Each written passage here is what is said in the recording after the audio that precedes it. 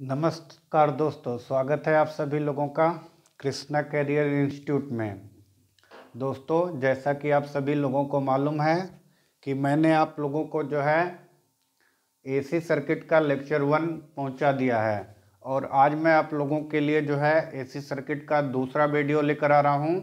पहले वीडियो में हमने आपको एसी धारा के बारे में इंट्रोड्यूस कराया था कि विद्युत धारा दो प्रकार की होती है, प्रत्यावर्ती धारा और दिष्ट धारा, तथा साथ ही ये बताया था कि एसी धारा के जिस रूप को हम लोग पढ़ते हैं वो एसी धारा की साइन वेव होती है, क्योंकि यह तरंग साइन के नियमों का पालन करती है, इसीलिए हम उसे क्या कहते हैं, साइन वेव कहते हैं। आज हम उसी के आगे कंटिन्यू करते हैं।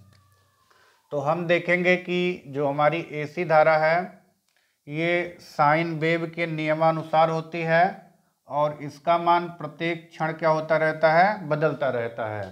ठीक, ये दो भागों से मिलकर बनी होती है। जो एक्स अक्ष के ऊपर का भाग है, एक्स अक्ष के ऊपर का भाग, इसको कहते हैं धनात्मक अर्धचक्र। इसको कहते हैं धनात्मक अर्धचक्र।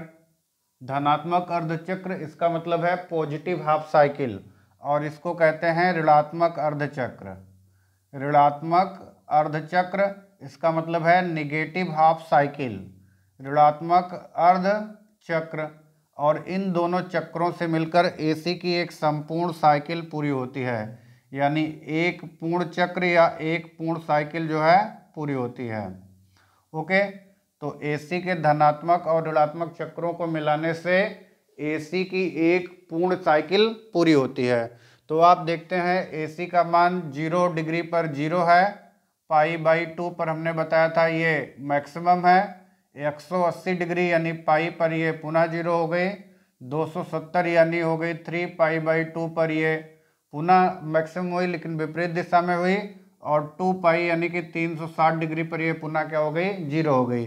तो प्रत्यावर्ती धारा अपने एक चक्र में 2 बार अपने अधिकतम मान को प्राप्त करती है और 2 बार शून्य मान को प्राप्त करती है। ओके, तो आपको यहाँ पे ध्यान रखना है कि प्रत्यावर्ती धारा जो है, प्रत्यावर्ती धारा एसी करंट जो होती है, अल्टरनेटिव करंट, एक चक्र में 2 बार अधिकतम मान प्राप्त करती है। 2 बार अधिकतम और 2 बार न्यूनतम। 2 बार न्यूनतम, 2 बार न्यूनतम, अधिकतम मान 1 और न्यूनतम मान 0। 2 बार अधिकतम और 2 बार न्यूनतम मान प्राप्त करती है। तो इसी प्रकार जैसे हमारे देश में जो प्रत्यावर्ती धारा एसी की आवृत्ति है, एसी की आवृत्ति है 50 हर्ट्ज। कितना है? एसी की आवृत्ति है 50 हर्ट्ज। ओके, इसका मतलब हुआ एक सेकेंड में 50 चक्र, एक सेकेंड में 50 साइकिल या 50 चक्र। ओके, 50 साइकिल या 50 चक्र।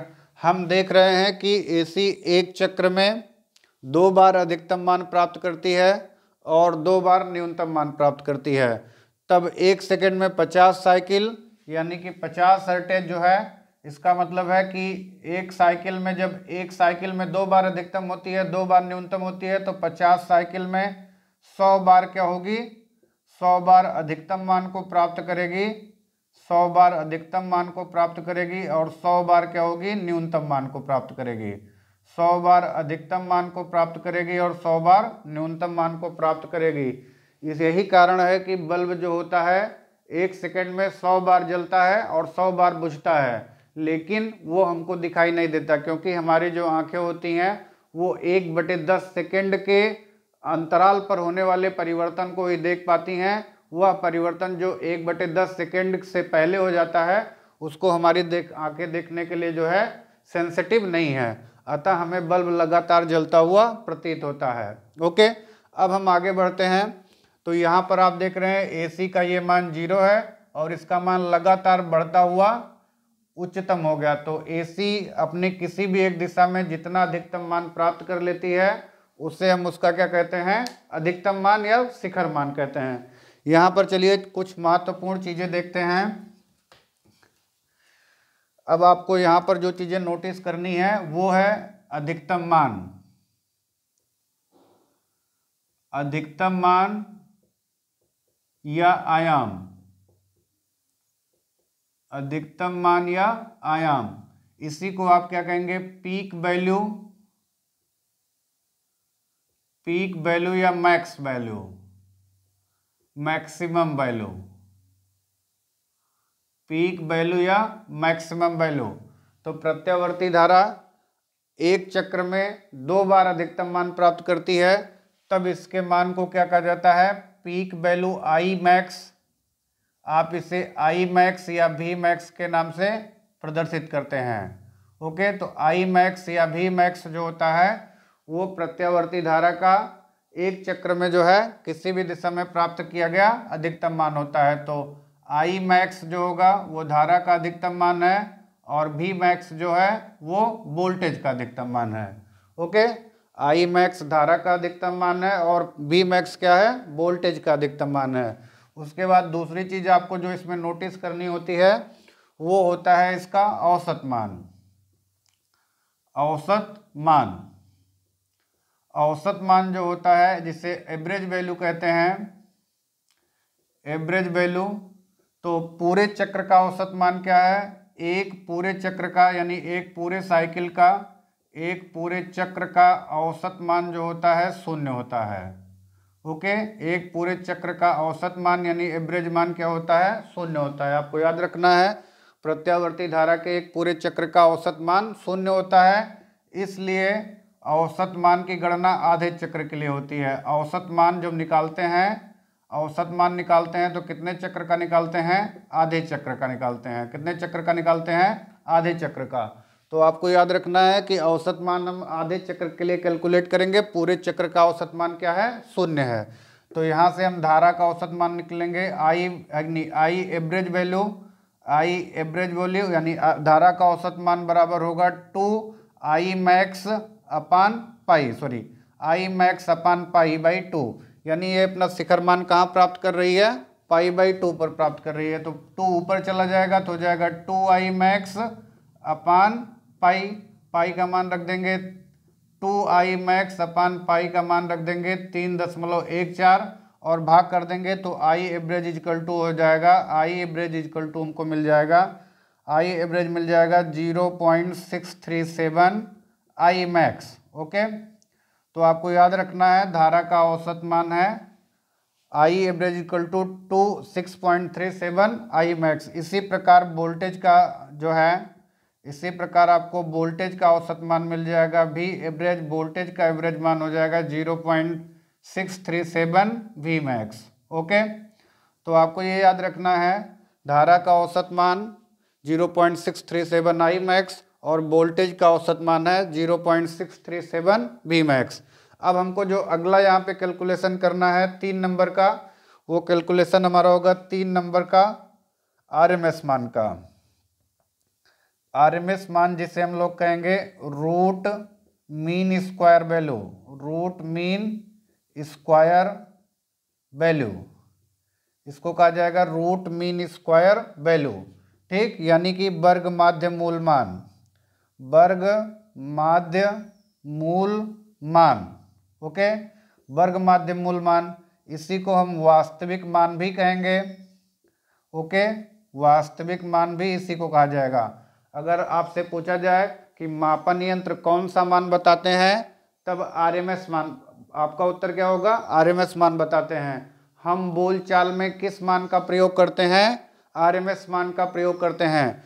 एसी का आरएमएस मान जो होता है, एसी का आरएमएस मान जो होता है डीसी के उस मान के बराबर होता है, डीसी के उस मान के बराबर होता है जो किसी तार में प्रवाहित करने पर उतनी ही ऊष्मा उत्पन्न करता है जितना कि डीसी उत्पन्न करती है। ओके, डीसी जितने मान की डीसी धारा उतना ही उतना ऊष्मा उत्पन्न करेगी जितना कि एसी का आरएमएस मान उत्पन्न करेगी।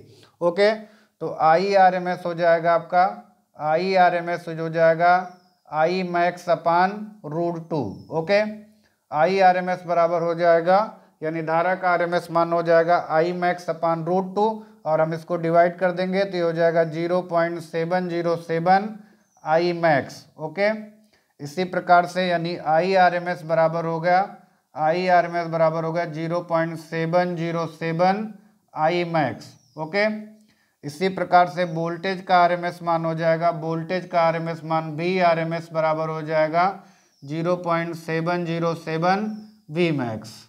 ओके ओके दोस्तों, तो इस तरीके से हम धारा के आरएमएस मान की गणना कर सकते हैं, और इससे हम जो है धारा और वोल्टेज के औसत मान की भी गणना कर सकते हैं। तो औसत मान आपको याद रखना है 637, और आरएमएस मान जो है 0.707 होता है। चलिए आगे बढ़ते हैं।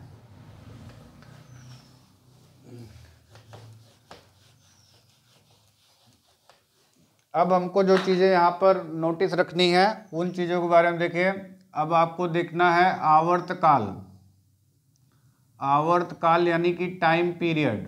ओके, आवर्तकाल को आप क्या कहते हैं? Time period. एसी एक चक्र पूरा करने में जितना समय लेती है उसे उसका क्या कहा जाता है? आवर्तकाल कहा जाता है। प्रत्यावर्ती धारा एक साइकिल पूरा करने में जितना समय लेती है उसे उसका आवर्तकाल कहा जाता है। आवर्तकाल यानी समय t बराबर दूरी बटे समय बराबर दूरी बटे चाल, यानी 2π/ω। ओके, आवर्तकाल t बराबर 2π/ω, या t बराबर 1/f। ओके, t बराबर कितना होगा? 1/f।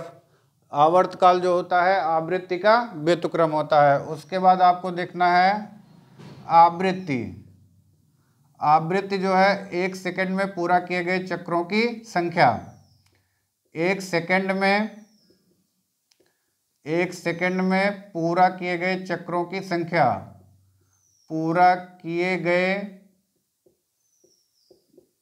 चक्रों की संख्या। एक सेकंड में जितने चक्र पूरा हो जाते हैं उसे क्या कहा जाता है? आवृत्ति कहा जाता है। आवृत्ति F बराबर 1/T। ओके, ये बराबर हो जाएगा ω/2π। ओके, आप जानते हैं कि हमारे देश में या विकसित देश विकासशील देशों में जो आवृत्ति है वो 50 हर्ट्ज है, और विकसित देशों में जो विकसित देश हैं वहाँ पर ये आवृत्ति जो है कितने हर्ट्ज की है? 60 हर्ट्ज की है। तो अमेरिका जापान जैसे कंट्री में ये 60 हर्ट्ज की आवृत्ति का उपयोग किया जाता है, और हमारे देशों में 50 हर्ट्ज की आवृत्ति का उपयोग किया जाता है।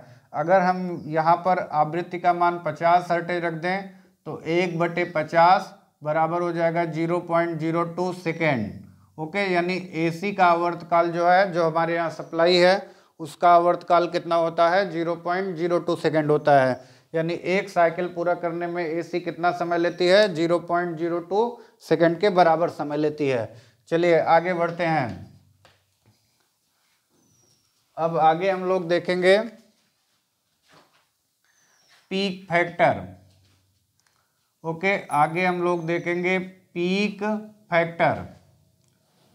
पीक फैक्टर, या इसको हम लोग क्रेस्ट फैक्टर के नाम से भी जानेंगे। पीक फैक्टर या क्रेस्ट फैक्टर। ओके, तो पीक फैक्टर या क्रेस्ट फैक्टर क्या होगा? आई पीक फैक्टर जो होगा वो होगा आई आर एम